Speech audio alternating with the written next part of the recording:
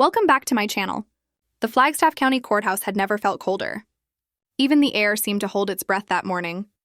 Reporters lined the stone steps, cameras flashing, while whispers of betrayal rippled through the crowd.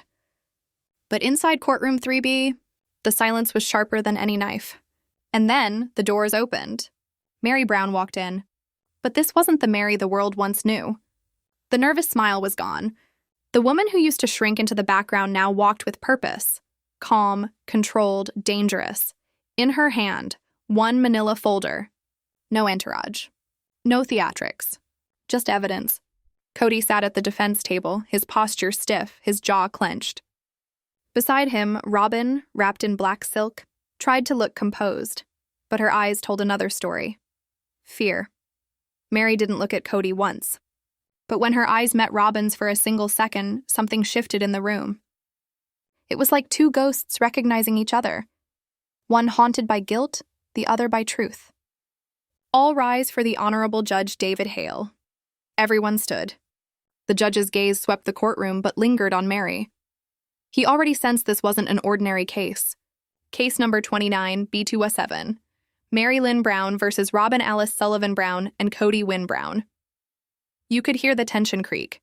Miss Brown, the judge began, you're presenting allegations of marital financial concealment, fraudulent transfers, and misappropriation of jointly held property. Is that correct? Meri rose. Her voice was steady. Yes, Your Honor, and I have proof on all three. Robyn's polished facade began to crack.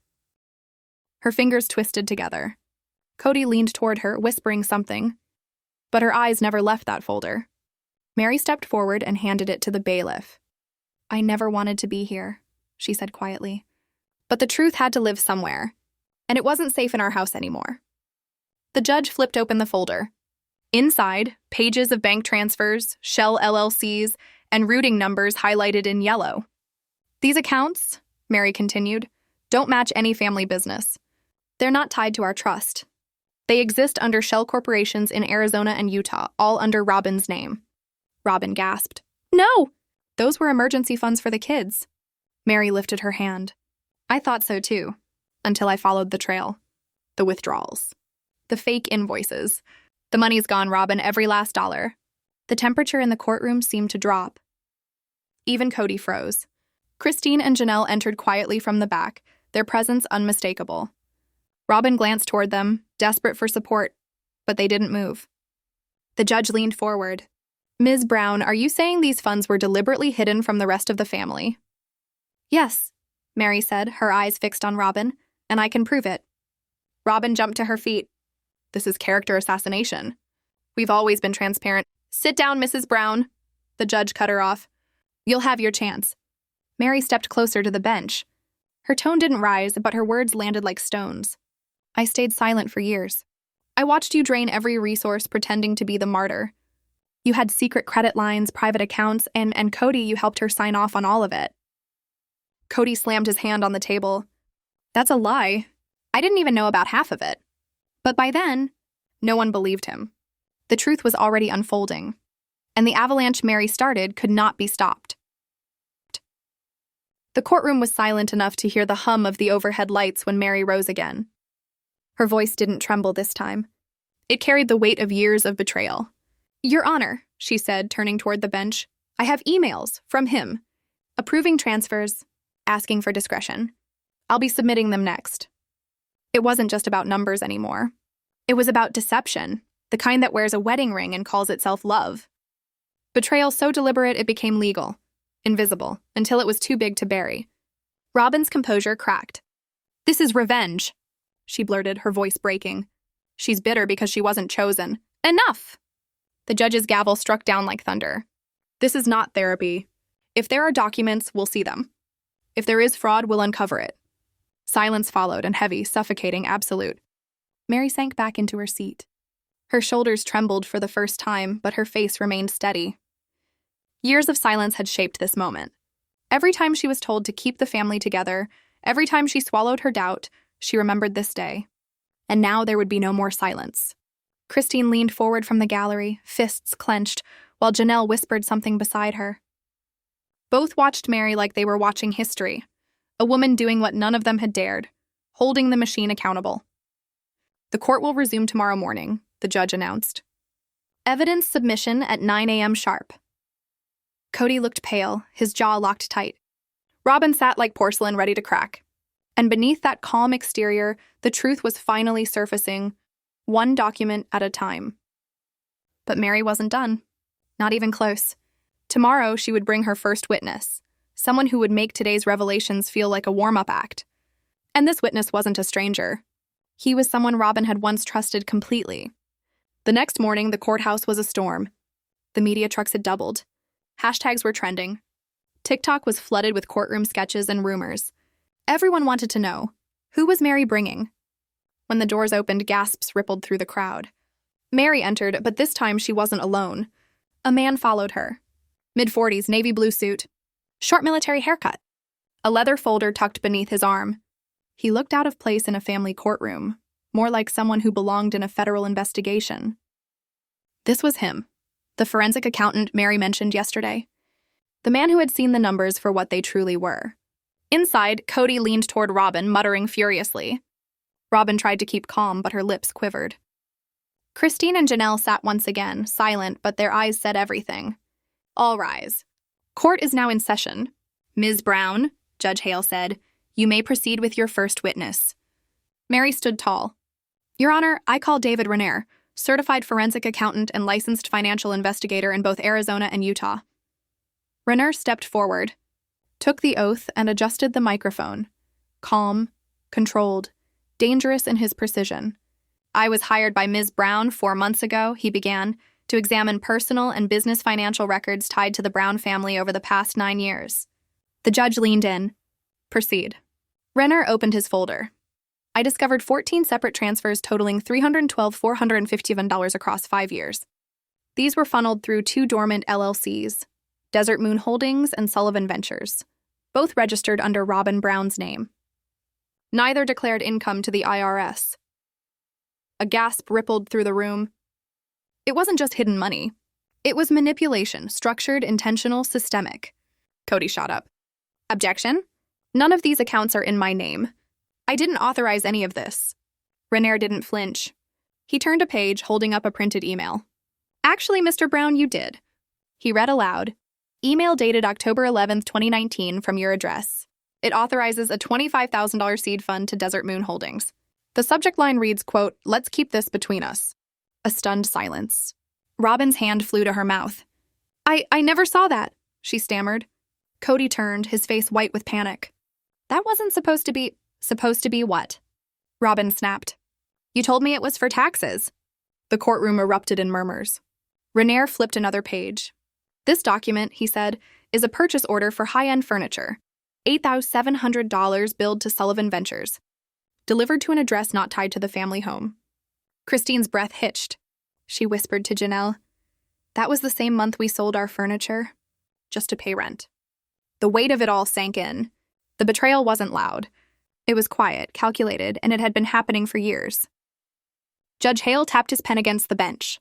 Mr. Raniere, are these transfers legally questionable? Yes, Your Honor, he replied. In a joint marital trust, concealing funds through shell entities constitutes willful misrepresentation. Meri rose. Your Honor, when I first saw those withdrawals, I asked Kody about them. He told me, and I quote, don't worry about the details. Robyn handles the small stuff now. Robyn shook her head furiously. That's a lie. That's enough, Judge Hale snapped.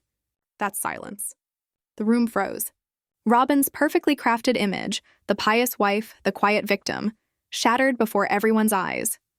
And then Meri reached into her bag one last time.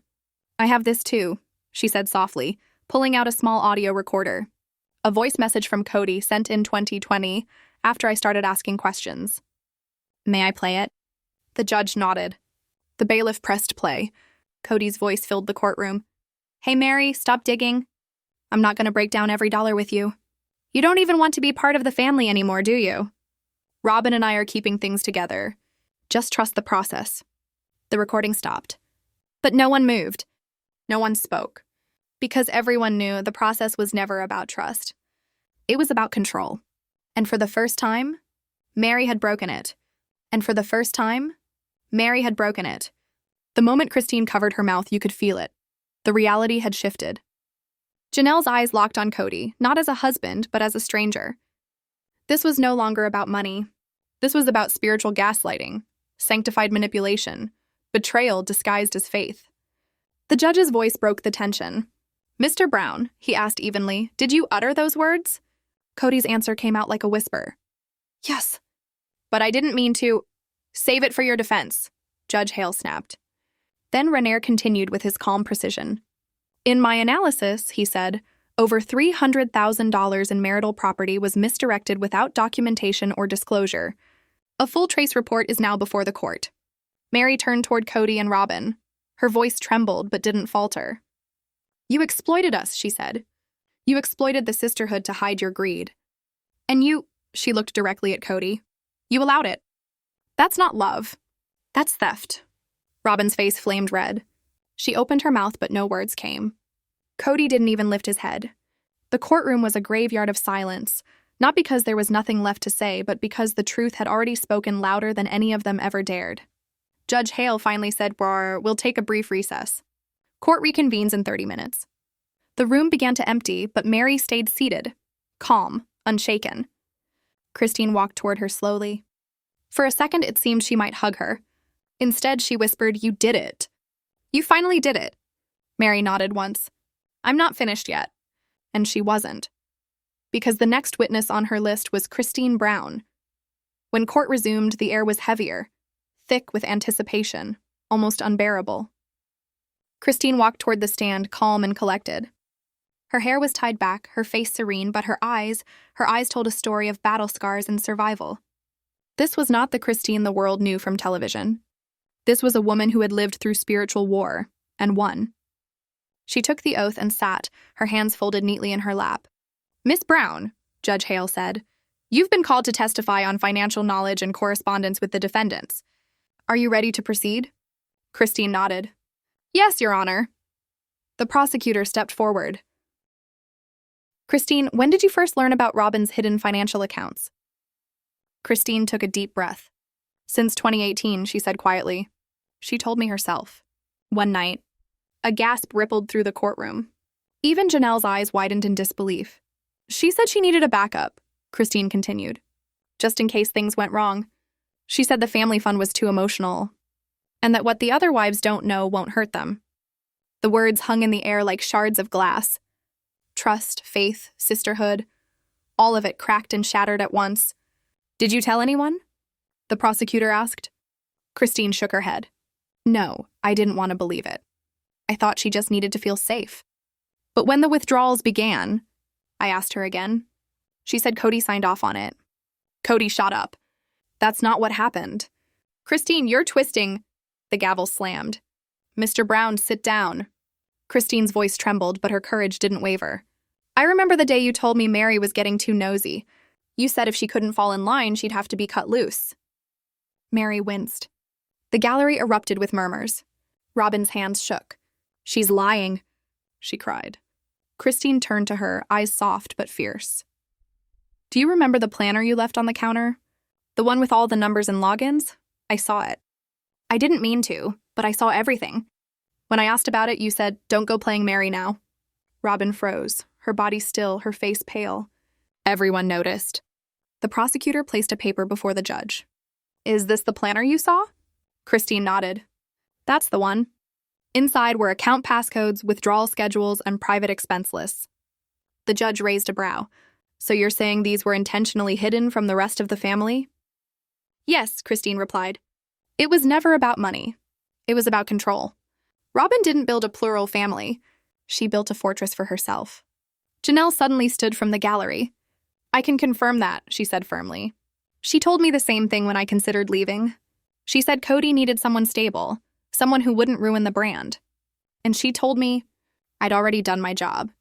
The air in the courtroom turned suffocating. Kody's face hardened. "You're lying? All of you.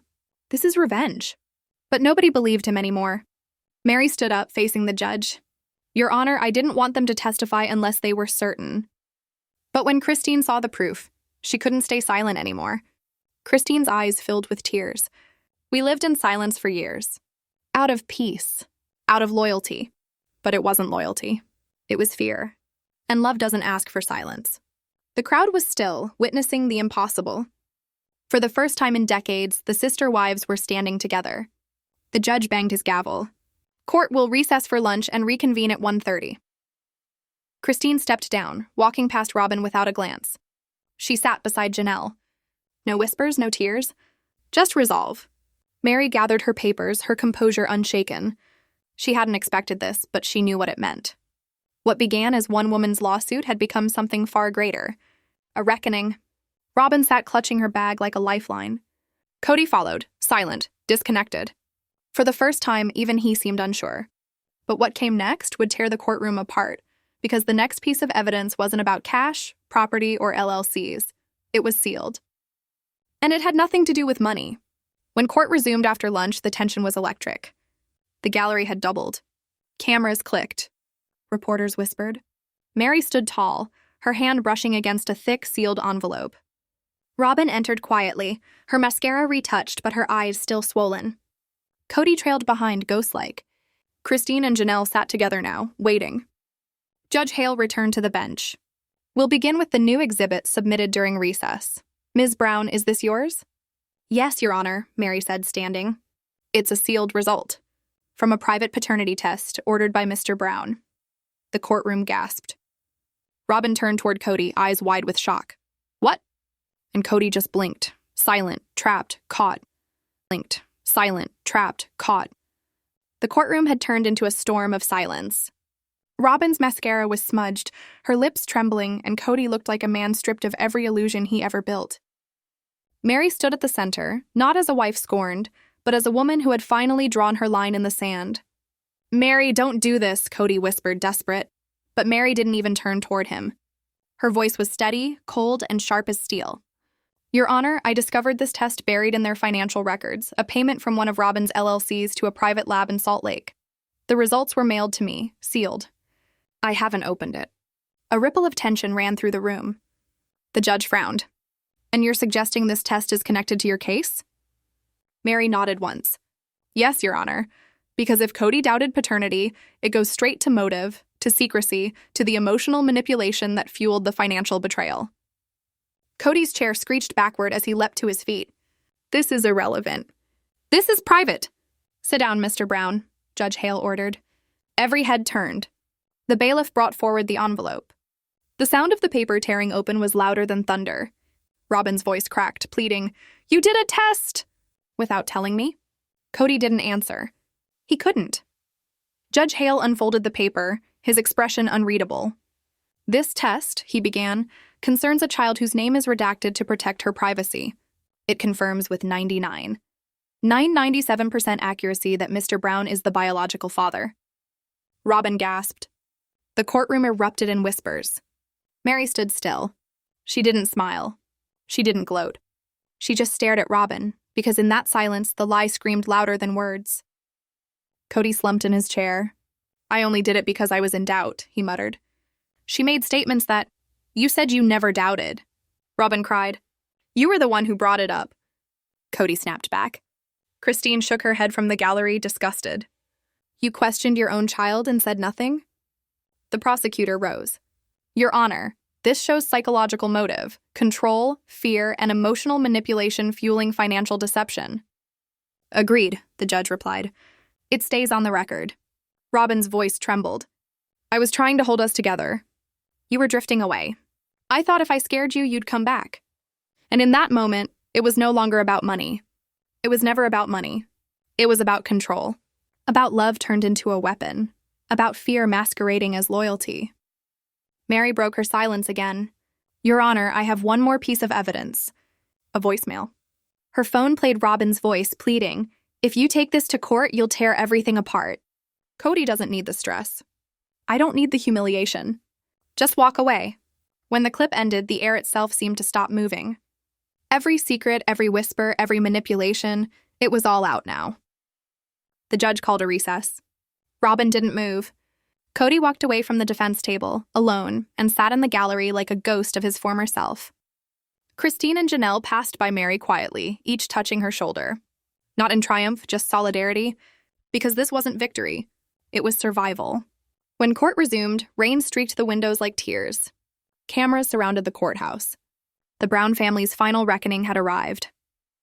Judge Hale entered, papers in hand. This court finds Robyn Alice Sullivan, Brown, guilty of willful concealment of over $300,000 in marital assets through fraudulent LLCs. Kody Wynn Brown is found complicit through neglect and written approval. Gasps filled the air. Robyn covered her mouth. Kody's eyes shut tight. The gavel came down. Both defendants are ordered to pay restitution of $312,450 SATR to Meri Brown, plus $50,000 in civil sanctions. A public apology must be issued within 10 days. The family trust is dissolved, effective immediately. The sound of that verdict was the sound of the Brown family collapsing. Robyn broke down in her seat, sobbing. I didn't mean for it to go this far. I just wanted to feel safe. I didn't want to lose him. Kody reached toward her but froze midway. His hand fell uselessly into his lap. Outside, the storm had passed, but the air still buzzed with aftermath. Cameras flashed as Meri stepped out of the courthouse alone. Reporters shouted questions. Was this revenge? Was this justice? Meri paused midway down the stairs, turned toward the flashing lights, and said the words that would echo across the internet. I didn't ruin this family. I just stopped protecting the lie. That single sentence became viral. Played, clipped, quoted everywhere. Because it wasn't just about the Browns anymore. It was about every person who stayed silent for the sake of peace, who learned that peace built on fear is not peace at all. Back inside, Robyn sat motionless. Kody beside her. Neither spoke. The courtroom emptied around them, quiet, reverent, final. The empire was gone. The sister wives' legacy finished. Now the question is yours. Was Robyn truly the manipulator all along, or did Kody let it all happen? Let's talk about it in the comments. We're reading every theory. Don't hold back. We're reading every theory. Don't hold back.